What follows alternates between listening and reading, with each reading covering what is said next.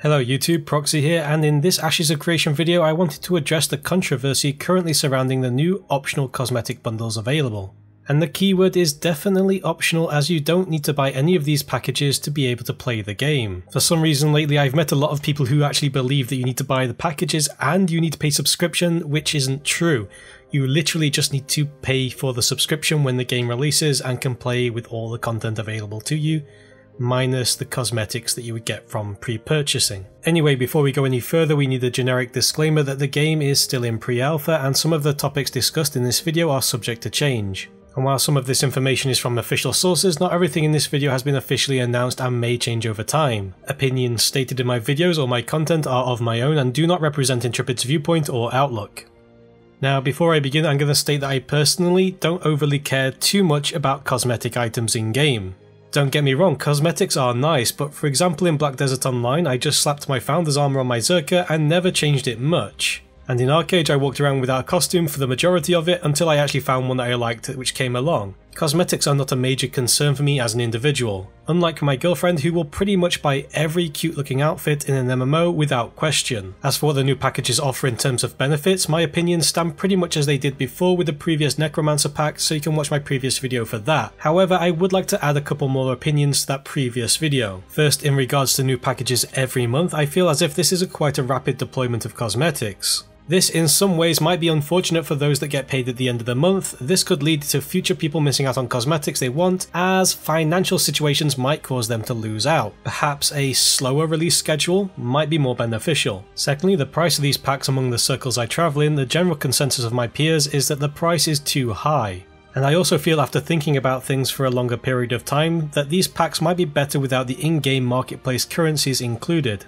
The embers included inflate the price of the packages quite extensively, especially as a potential buyer might not even be sure they would use the embers at this point, which could be the case if the future cosmetic cash shop might not sell anything you want. The removal of the cash shop currency or embers would lower every pack by a significant amount and could be indeed more overall appealing to many more people. For example, the $500 pack would become a more respectable $350. It's just my opinion that these changes here would be much better, though I am not a businessman on Mr. Sharif's level, nor am I a multi-millionaire, so what I suggest might not be the most effective on that side of the fence. Anyway, now to finally get to the meat and the heart of the video, the new cosmetic items themselves. Let's begin with the Signius Galleon.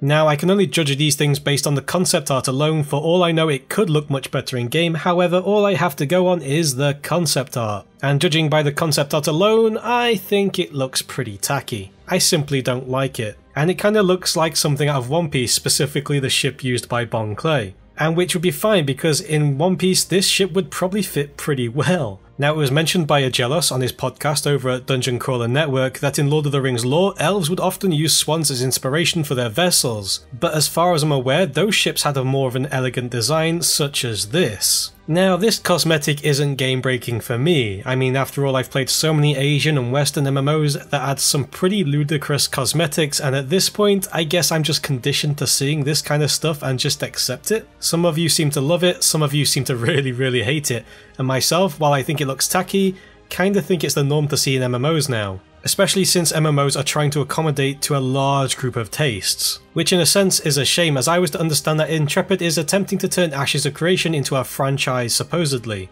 And seeing such designs make me wonder if the IP of the game will be somewhat diluted, but I'll get to this point later. So let's return our focus to the cosmetics, because the next one I want to talk about is Sir Stuffington, which I think is what most people are currently the most concerned over. Now, in my personal opinion, I don't think the concept of Sir Stuffington is completely out of place, however the concept art is quite terrible. And here is why I dislike it. Firstly, it looks kind of like one of those specially bred dogs than a bear. Now this is supposed to be, at least according to Steven, an enlarged animated teddy bear, but it doesn't look like a teddy bear.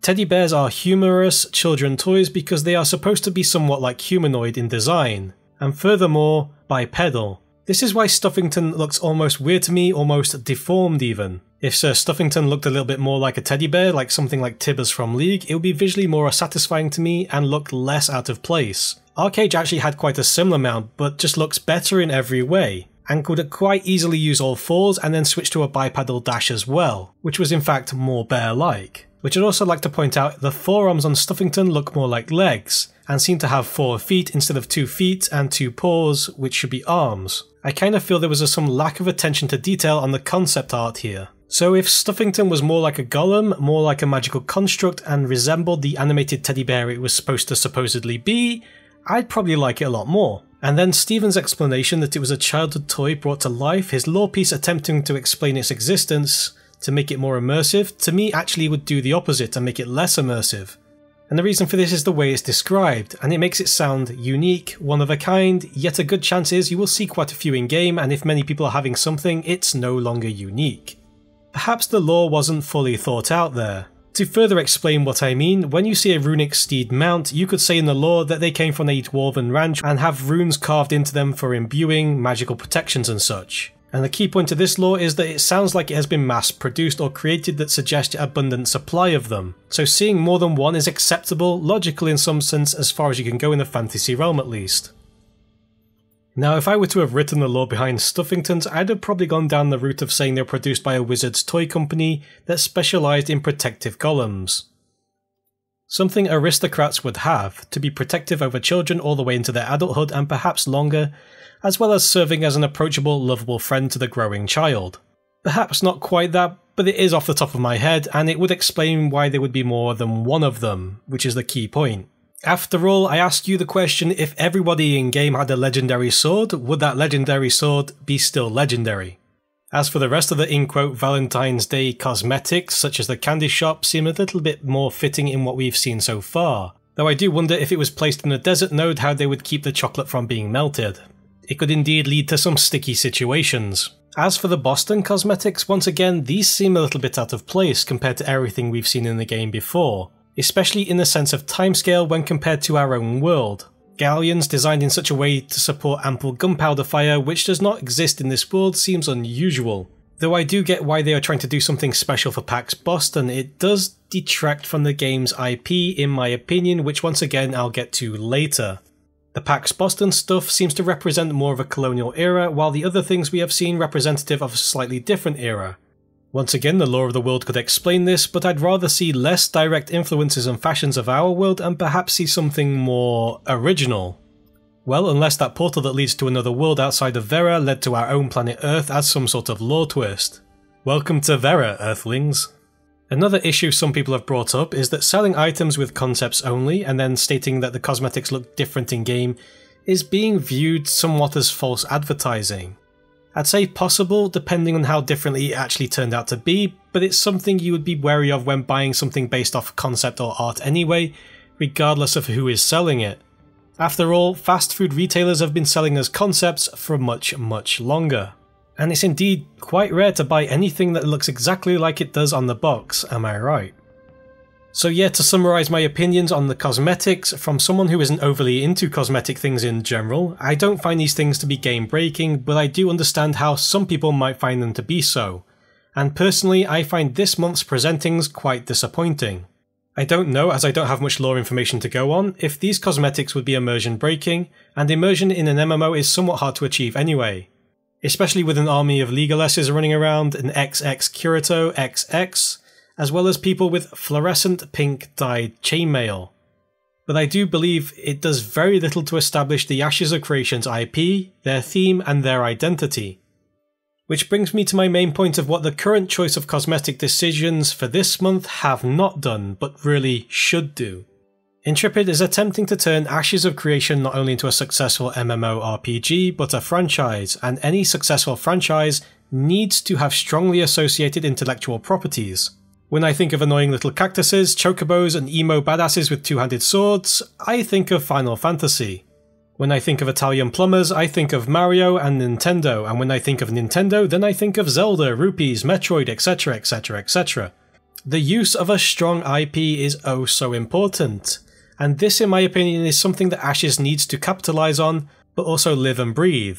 When I think of Ashes of Creation, I don't think of swan galleons and weird-ass looking teddy bear dog mounts. I think of phoenixes, I think of corruption, and I think of fanglers. They really need to establish a much stronger IP presence using iconic visuals, characters and creatures, and possibly even weapons. to create truly original things within the world to make people say that is unique to Ashes. Swan galleons were in One Piece and apparently in Lotro lore. Animated teddy bears have been used many times before, once again in One Piece, also League of Legends most notably, as well as many other games. And so far, the only thing I truly associate with Ashes being completely original and unique, well, it's the Fangler, and to be honest, it's not enough, it needs more, much more. So Mr. Entitled Proxy, what kind of cosmetics would you employ? What would you create for Ashes? Well, I think the safe bet would be to do what I originally thought they were going to do. They started off with a Necromancer cosmetics, and I figured they would have proceeded to create cosmetical theme for each of the 64 class combinations. That's what I would have done as the safe bet, and honestly doubt in the eyes of the community they could have even gone wrong by doing this. Okay, so Mr. Smarty Pants, what about a riskier option? Well, just original creatures, inhabitants of the world, the more unusual the better. Staying away as far as possible as things that we see often in reality perhaps. We people of the internet seem to take things of just random creatures sometimes and create memes of them, and when you create a meme, it basically creates, in some sense, free advertisement. So if you create something that is a good enough meme, just by random chance, you can create something that would promote itself. And to further this point, some time ago back in the days, very early on when they showed us silhouettes of potential mounts, and some of those potential mounts seemed very interesting and very unique. So what happened to those? So what's my conclusion from all of this? I think we as an MMO community have been burned so many times, too many times in fact. And when you have been burned, hurt or tricked so many times, it's natural to seek out warning signs, indications of the repetition of dubious actions that misled us before. This is the fault of bad company practices, cheap sales tactics, that are for some reason legally allowed to occur, and often a lot of companies are not being enforced to keep their publicly stated promises. This leads us to a place where we find it hard to trust companies in the future. And with the MMORPG industry unstable as it is, AAA companies often no longer risk the investment of funds into an MMORPG, as money is better invested on safer titles. Single player or co-op console-like games that have easy action combat, third-person view, simplistic user-friendly designs, because those games are guaranteed to have some success. Where in MMORPG, the chance of success is very slim now. Few companies and investors are willing to take the gamble. Even in the very first video I made for Ashes of Creation, I stated quite clearly how skeptical I was of the project. My fears and my skepticism exist even now. Even though I have my concerns, I also have a lot of faith and hope in this title. Out of a lot of Kickstarter titles, this is one of the few MMO projects I believe to have some real shot at being an MMO that I wanted to play. The team behind this game, the support the community shows, and Steven's desire and passion to make an MMORPG he wants to play is something I can see driving the project forward. So it's okay to perceive the warning signs, it's okay to be skeptical, but you can still support this game at the same time. You don't need to fork over any money, just support it from the shadows. When Intrepid does something you like, tell them. When there's something that might be bad for the game and its success, tell them. Voice those concerns. And in 2-3 years time or whenever this game releases, if you believe Intrepid has proven their worth to you, that the game is worth it, drop that $15 for the subscription, try the game out.